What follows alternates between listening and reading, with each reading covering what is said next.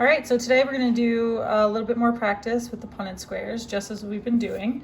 For each of these questions, you're given the parents, and you have to set up the punnet square and then list the genotypes and phenotypes of each of the offspring. So they give you an example here on how to actually answer the question. So list the ratio and describe the offspring.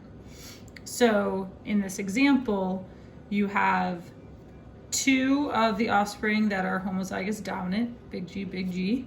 So you have two, big G, to the ratio of two heterozygous, big G, little g.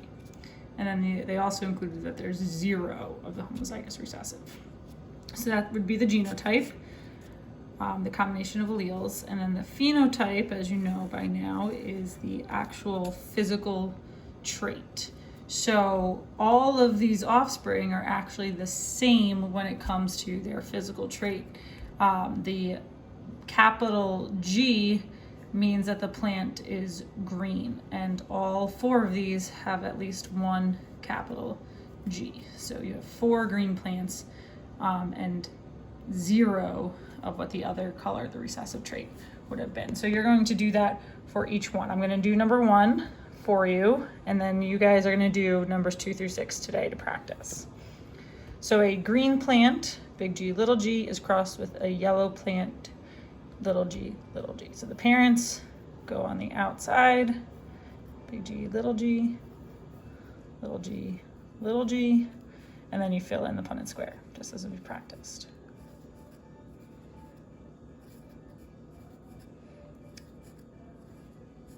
And then for each of these, you guys are going to write out so it's really clear what your answers are. Genotype and phenotype. So make sure you write that for each one. And here are genotype ratios. We have 2 big G, little g to 2 little g, little g.